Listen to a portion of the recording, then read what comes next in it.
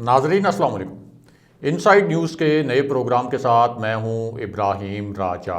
और आज हम बात करेंगे कि चीफ जस्टिस ऑफ पाकिस्तान यानी सुप्रीम कोर्ट के चीफ जस्टिस गुलजार अहमद किस इल्ज़ाम पर फट पड़े। इदारों यानी फ़ौज के दबाव के मुतल्लिक जब एक ख़ास बात की गई तो उस पर चीफ जस्टिस ने क्या धमाका खेज नुकात उठाए। चीफ जस्टिस को इस किस्म के अल्फाज क्यों बोलने पड़े कि किसी की इतनी जुर्रत कैसे हो सकती है। मियां नवाज शरीफ और मरियम नवाज के करीबी हलकों को मुखातिब करते हुए चीफ जस्टिस ने क्या सख्त तरीन अल्फाज इस्तेमाल किए। मियां नवाज शरीफ को जब लंदन में इस मामले की इत्तला मिली तो उनका क्या रद्द अमल था। मरियम नवाज इसी पूरी सिचुएशन में कहाँ खड़ी हैं और वज़ीर-ए-आज़म इमरान खान ने किस नोयत के अहम फैसले किए हैं। हमारे जिन दोस्तों ने अब तक हमारे चैनल को सब्सक्राइब नहीं किया उनसे हम कहेंगे कि हमारे चैनल को सब्सक्राइब कर लें ताकि उन्हें अहम मालूमात बर वक्त मिलती रहें। अब वापस आते हैं आज के मौजू पर, यानी चीफ जस्टिस पाकिस्तान जस्टिस गुलजार अहमद किस इल्ज़ाम पर बरहम हुए और उसके बाद उन्होंने शरीफ फैमिली के करीबी हलकों को मुखातिब करते हुए किस तरह के इंतहाई सख्त अल्फाज इस्तेमाल किए। सबसे पहले आपको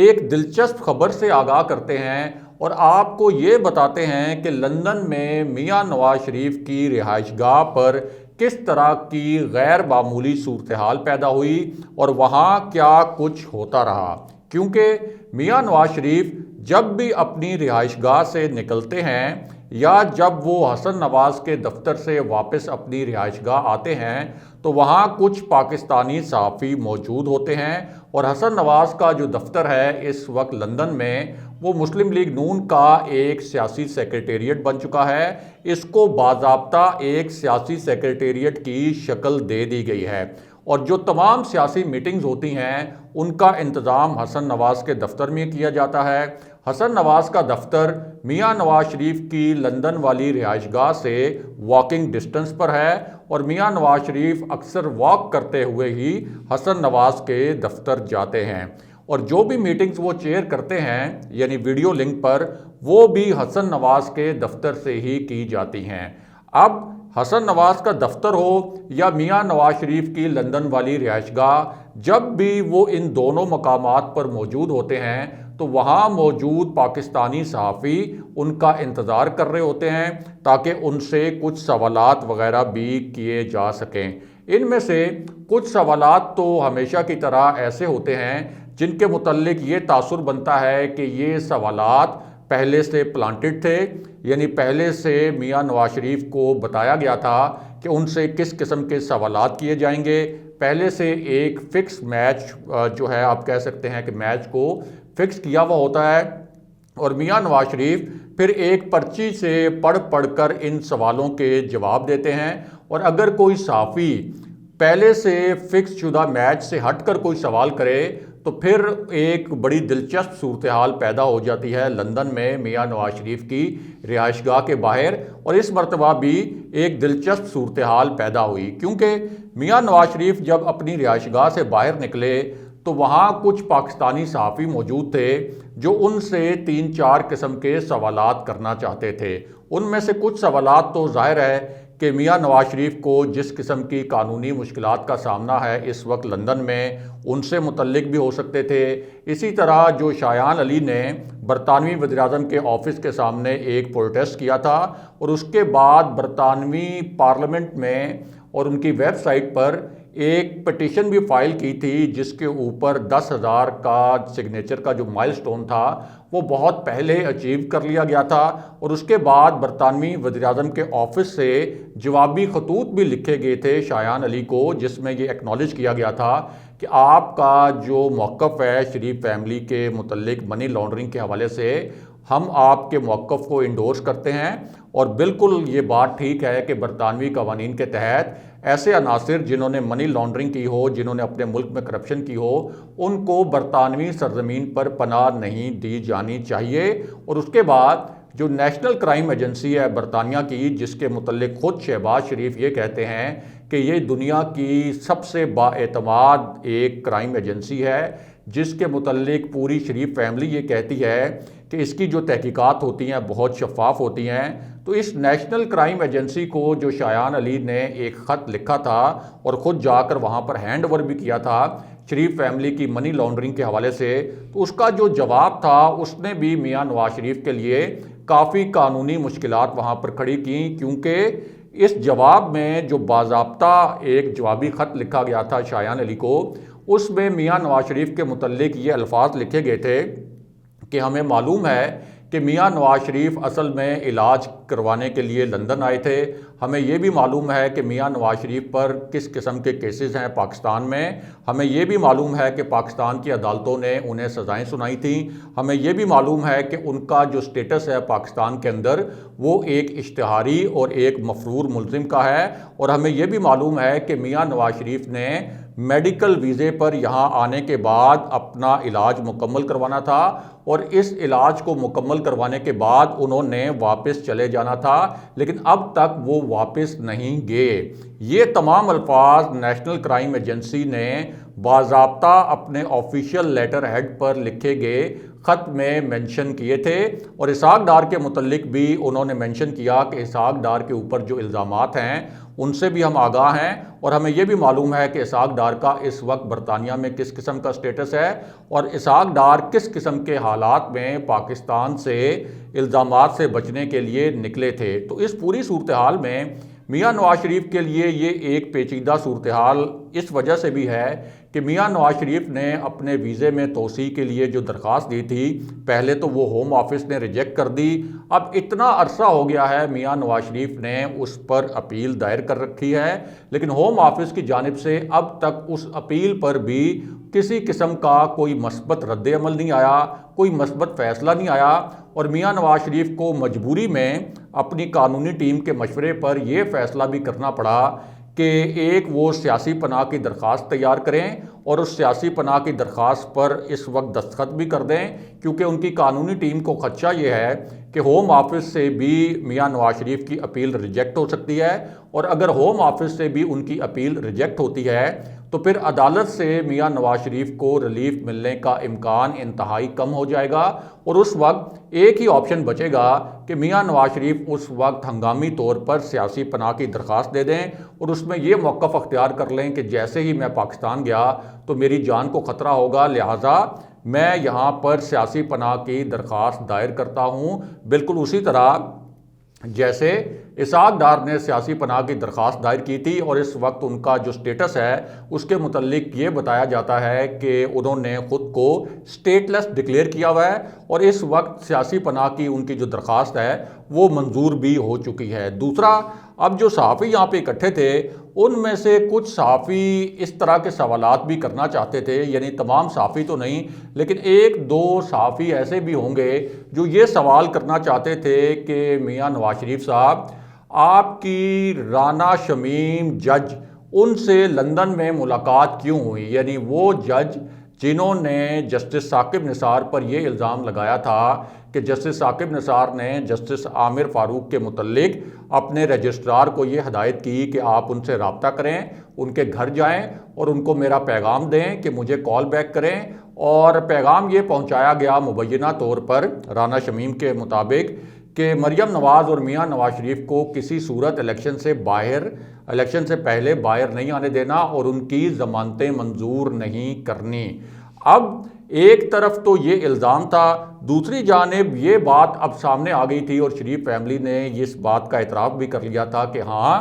رانا شمیم سے میاں نواز شریف کی ملاقات ہوئی، اور رانا شمیم سے میاں نواز شریف کی ایک مرتبہ ٹیلی فون پر بھی بات ہوئی تھی۔ تو اس حوالے سے بھی کچھ صحافی سوال کرنا چاہ رہے تھے۔ ایک دو جو صحافی ہیں، رانا شمیم 3 سال تک کیوں خاموش رہے، یہ بھی سوال کرنا چاہ رہے تھے صحافی۔ اس کے ساتھ ساتھ کہ رانا شمیم کے لندن آنے اور اس کے بعد لندن میں رہنے کا جو خرچ ہے وہ کس نے برداشت کیا؟ اور رانا شمیم کے متعلق جو شریف فیملی نے یہ دعویٰ کیا کہ 1 سال پہلے رانا شمیم نے میاں نواز شریف کو کال کر کے یہ بتا دیا تھا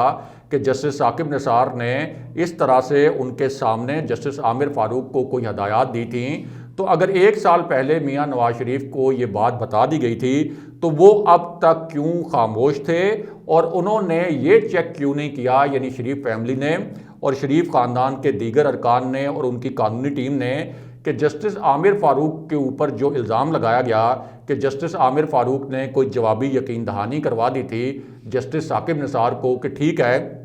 آپ کی ہدایت کے مطابق ہم میاں نواز شریف کو اور مریم نواز کو باہر نہیں آنے دیں گے، تو جسٹس عامر فاروق تو اس بینچ کا حصہ ہی نہیں تھے اور اس وقت وہ ان اپیلوں کی سماعت ہی نہیں کر رہے تھے۔ تو اس پوری صورتحال میں آپ نے اتنی بڑی غلطی کیسے کر دی؟ اب ہوتا یہ ہے کہ میاں نواز شریف سے جب مہنگائی کے متعلق ایک پلانٹڈ سوال وہاں پر کیا جائے، یعنی جو پہلے سے فکس میچ ہوتا ہے، تو پھر تو میاں نواز شریف ایک پرچی سے پڑھتے ہوئے ان سوالوں کے جوابات دیتے ہیں اور اپنی طرف سے کوشش کرتے ہیں کہ کوئی چوکے چھکے مارنے کی کوشش کریں۔ اگر حکومت کی پرفارمنس سے متعلق کوئی پلانٹڈ سوال ہو تو پھر بھی میاں نواز شریف کی کوشش ہوتی ہے کہ ایک وہ تنقید کریں پرچی سے پڑھتے ہوئے حکومت پر۔ لیکن یہ جو کرٹیکل قسم کے کوشچن تھے تو ایک صحافی نے بظاہر اس قسم کے سوال کرنے کی کوشش کی، لیکن جیسے ہی میاں نواز شریف سے یہ سوال کیا گیا تو یہ ان کے لیے کچھ حیران کن تھا اور وہ ان سوالوں کو نظر انداز کرتے ہوئے جلدی سے گاڑی میں بیٹھے اور وہاں سے نکل گئے۔ اور اس مرتبہ چونکہ ایک ان ایکسپیکٹڈ کوشچن ان کو نظر آ رہا تھا کہ یہ تو فکس میچ سے ہٹ کر کوئی سوال ہونے والا ہے، تو وہ فوراً اپنی گاڑی میں بیٹھ کر وہاں سے نکل گئے۔ بہرحال اب واپس آتے ہیں کہ چیف جسٹس گلزار احمد فوج کا حوالہ دیتے ہوئے کس پر برہم ہوئے، اور ساتھ ہی آپ کو مختصراً یہ بھی بتاتے ہیں کہ مریم نواز نے کیا نئی گیم کھیلنے کی کوشش کی۔ اور وہ گیم یہ تھی کہ جب مریم نواز اسلام آباد ہائی کورٹ میں پیش ہوئیں، ظاہر ہے کہ نون لیگ کا جو لاؤ لشکر تھا یعنی کارکنوں کا وہ بھی ان کے ساتھ تھا، اور جو مریم نواز اور کیپٹن صفدر کی اپیلوں کی سماعت کرنے والا بینچ ہے، اب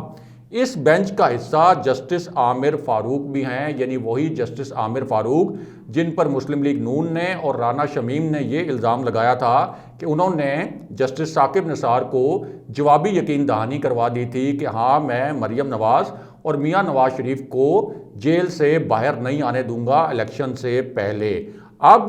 ایک تو جسٹس عامر فاروق ظاہر ہے کہ اس وقت تو بینچ کا حصہ نہیں تھے، لیکن اب مریم نواز اور کیپٹن صفدر کی اپیلوں کی سماعت کرنے والے بینچ کا وہ باضابطہ حصہ ہیں، اور مریم نواز جب انہی کی عدالت میں پیش ہوئیں یعنی جسٹس عامر فاروق کی عدالت میں پیش ہوئیں تو اس کے بعد وہ باہر نکلیں اور سماعت ابھی ختم ہوئی تھی، باہر نکلیں تو انہوں نے جسٹس عامر فاروق پر دباؤ ڈالنے کے لیے اچانک رانا شمیم کے کیس کے متعلق بات چیت شروع کر دی تاکہ جسٹس عامر فاروق کو دباؤ میں لایا جا سکے، جو اب مریم نواز اور کیپٹن صفدر کے اپیلوں کی سماعت کر رہے ہیں۔ اس کے ساتھ ساتھ مریم نواز نے بہت ہی مہارت کے ساتھ اور آپ کہہ سکتے ہیں کہ چالاکی کے ساتھ جو جسٹس اطہر من اللہ ہیں اسلام آباد ہائی کورٹ کے چیف جسٹس، ان کو بھی دباؤ میں لانے کی کوشش کی۔ پہلے ان کی تعریف کی کہ وہ بڑے زبردست جج ہیں، ان کا زبردست کنڈکٹ رہا ہے اور عدلیہ کی آزادی کی تحریک میں بھی وہ پیش رہے، لیکن ساتھ ہی یہ الفاظ بھی استعمال کر لیے کہ ہو سکتا ہے کہ ان کی کوئی مجبوریاں بھی ہوں، یعنی ایک طرف جان بوجھ کر اسلام آباد ہائی کورٹ کے باہر کھڑے ہو کر ان کی تعریف کی، دوسری جانب یہ تاثر دیا کہ وہ مجبوریوں کے تحت کوئی کمپرومائزڈ قسم کے ڈیسیژن یعنی مجبوریوں کے تحت مجبوراً کوئی فیصلے بھی دے سکتے ہیں، اور اس کا مقصد یہ تھا کہ چیف جسٹس اطہر من اللہ نے جو اگلی سماعت کرنی ہے رانا شمیم کیس میں، کیونکہ پہلی سماعت میں تو انہوں نے رانا شمیم کیس میں شریف فیملی کے خلاف اور رانا شمیم کے متعلق بہت سخت ریمارکس دیے تھے، تو مریم نواز کو خدشہ یہ تھا کہ اگلی سماعت میں ایسا نہ ہو کہ رانا شمیم کے خلاف یہ فیصلہ آ جائے، اس لیے انہوں نے ایک طرح سے چیف جسٹس اطہر من اللہ پر بھی دباؤ ڈالنے کی کوشش کی۔ اس کے ساتھ ساتھ انہوں نے یہ بھی کہا کہ جنرل فیض حمید عدالتوں پر اثر انداز ہوتے رہے اور جج صاحبان سے مل کر ان کو یہ کہتے رہے کہ اگر مریم نواز اور میاں نواز شریف کو باہر آنے دیا گیا تو ہماری 2 سال کی محنت ضائع ہو جائے گی۔ اب مریم نواز کی یہ جو پوری ٹاک تھی، اس کا پس منظر آپ ذہن میں رکھیں اور پھر آپ کو بتاتے ہیں کہ چیف جسٹس گلزار احمد کیوں فوج کے حوالے سے کی جانے والی ایک بات پر برہم ہوئے اور کس کو مخاطب کرتے ہوئے انہوں نے انتہائی سخت الفاظ استعمال کیے۔ اور یہ جو تقریب تھی یہ ایک اعلیٰ سطح کی تقریب تھی۔ اس تقریب میں غیر ملکی سفیر بھی موجود تھے، اسلام آباد ہائی کورٹ کے چیف جسٹس اطہر من اللہ بھی شریک تھے، جسٹس فائز عیسیٰ بھی شریک تھے، سپریم کورٹ کے جج صاحبان، کچھ دیگر وکلاء اور ایسے حلقے بھی موجود تھے جن کے متعلق یہ سمجھا جاتا ہے کہ وہ شریف خاندان کے انتہائی قریبی ہیں۔ اب یہاں پر علی احمد کرد اور آپ کہہ سکتے ہیں کہ جو شریف فیملی سے تعلق رکھنے والے یا ان سے قریبی تعلق رکھنے والے وکلاء ہیں، انہوں نے اپنی تقریروں میں اس طرح کے الزامات لگانا شروع کر دیے اور اس طرح کے سوالات اٹھانا شروع کر دیے کہ ہماری عدالتیں آزاد نہیں ہیں، ہماری سپریم کورٹ آزاد نہیں ہے، ہماری عدالتیں دباؤ میں فیصلے کرتی ہیں، اور اس حوالے سے فوج کی طرف اشارے کیے گئے کہ فوج دباؤ ڈالتی ہے سپریم کورٹ پر بھی اور ہائی کورٹس پر بھی۔ تو اس پوری معاملے میں پہلے تو چیف جسٹس خاموشی سے ان الزامات کو سنتے رہے، یعنی علی احمد کرد نے جو الزامات لگائے اور شریف فیملی کے جو قریبی وکلاء کے حلقے ہیں انہوں نے جو الزامات لگائے، لیکن جب چیف جسٹس کے خطاب کی باری آئی تو حیران کن طور پر وہ اپنے خطاب میں ان الزامات پر پھٹ پڑے، اور یہ بہت ہی ریئر موقع تھا کہ چیف جسٹس کا لہجہ اتنا زیادہ تلخ ہوا ہو ایک ایسی کانفرنس میں جس میں غیر ملکی سفیر بھی موجود تھے اور انٹرنیشنل ڈیلیگیٹس یعنی بین الاقوامی جو وفود ہیں وہ بھی موجود تھے۔ ایک تو چیف جسٹس نے یہ کہا کہ کچھ حلقے سپریم کورٹ پر الزام لگا کر سپریم کورٹ کے وقار کو مجروح کرنے کی کوشش کر رہے ہیں۔ یہاں پر یہ کہا گیا کہ ہم اداروں کے دباؤ میں فیصلے کرتے ہیں۔ میں یہ فیصلہ سنا دوں آپ کو دوبارہ سے، اور دوبارہ سے آپ کو یہ بتا دوں کہ میں نے کبھی بھی کسی ادارے کی بات نہیں سنی، نہ مجھ پر کبھی کسی ادارے نے، یعنی ان کا اشارہ تھا فوج کی جانب، نہ ہی فوج نے مجھ پر کبھی کوئی دباؤ ڈالا۔ مجھے کبھی کسی نے نہیں بتایا کہ میں فیصلہ کیسے لکھوں، کسی کو مجھ سے اس قسم کی بات کرنے کی جرت بھی نہیں ہو سکتی، کسی نے آج تک میرے کام میں مداخلت نہیں کی۔ اگین ان کا اشارہ فوج کی جانب تھا، اور انہوں نے کہا کہ میں نے جو بھی فیصلے کیے اور میرے ساتھ سپریم کورٹ کے جو دیگر جج صاحبان ہیں انہوں نے جو اس سے پہلے بھی فیصلے کیے اور اب بھی جو فیصلے ہو رہے ہیں انہوں نے آئین اور قانون کے مطابق اور اپنی جو قانونی سمجھ بوجھ ہے اس کے مطابق کیے۔ اس کے بعد چیف جسٹس کا کہنا تھا کہ لوگوں کو غلط باتیں مت بتائیں، اور بہت غصے میں انہوں نے یہ بات کی۔ انہوں نے کہا کہ ملک کے اندر اور معاشرے کے اندر اس طرح کے الزامات لگا کر انتشار نہ پھیلائیں، اداروں کے اوپر سے لوگوں کا بھروسہ اٹھ جائے گا جس طرح کے بے بنیاد اور غلط الزامات آپ لگا رہے ہیں۔ پاکستان میں انسانوں کی نہیں بلکہ قانون کی حکمرانی ہے، ہم جس طرح سے کام کر رہے ہیں بغیر دباؤ کے کام کرتے رہیں گے اور ملک میں آئین، قانون اور جمہوریت کی حمایت کریں گے، اس کا پرچار کریں گے، کسی بھی صورت کسی غیر جمہوری سیٹ اپ کو قبول نہیں کریں گے۔ اس کے بعد چیف جسٹس نے یہ بھی کہا کہ میں نے تو آج تک یہ نہیں دیکھا کہ اداروں نے مجھے یا میرے ساتھی جج صاحبان جو سپریم کورٹ کے ہیں ان کو ڈکٹیشن دی گئی ہو، یعنی جس طرح کے الزامات اسی تقریب میں لگائے گئے۔ انہوں نے کہا کہ نہ میں اور نہ میرے ساتھی جج کوئی کسی ادارے کا اثر لیتے ہیں، میرے ججز کا کردار بھی بالکل میرے جیسا ہے، اور مجھے کوئی نہیں بتا سکتا کہ میں نے کسی سے ڈکٹیشن لی، یا تو کچھ ثبوت پیش کریں، شواہد پیش کریں، اور ایسے رینڈم سٹیٹمنٹ نہ دیں، رینڈم الزامات نہ لگائیں۔ ہماری عدالت لوگوں کو انصاف دیتی ہے، لیکن جس طرح سے عدالت پر بڑے جان بوجھ کر ایک منظم طریقے سے حملے کرنے کی کوشش کی جا رہی ہے، یہ حملے ناقابل قبول ہیں۔ اس طرح کے الفاظ چیف جسٹس نے استعمال کیے اور ان کی جو ٹون تھی وہ بہت ہی سخت تھی، اور پہلی مرتبہ دیکھا گیا کہ چیف جسٹس اس طرح سے ایک عوامی تقریب میں اتنے زیادہ برہم بھی نظر آئے۔ اور یہاں بہت اہم بات یہ ہے کہ سپریم کورٹ کے متعلق اور ہائی کورٹ کے متعلق یا جج صاحبان کے متعلق غلط فہمیاں کون پیدا کر رہا ہے اور کون وہ ہے جو جج صاحبان پر دباؤ ڈالتا ہے اور جج صاحبان کے متعلق اس طرح کا ایک تاثر بناتا ہے کہ شاید وہ خود فیصلے نہیں کرتے بلکہ اداروں کے دباؤ پر فیصلے کرتے ہیں۔ تو جاننے والے جانتے ہیں کہ مریم نواز جب بھی عدالت میں پیش ہوتی ہیں تو کس طرح سے ان کے ساتھ ایک لاؤ لشکر بھی موجود ہوتا ہے، اور پیشی کے بعد اسلام آباد ہائی کورٹ میں پیش ہوتی ہیں،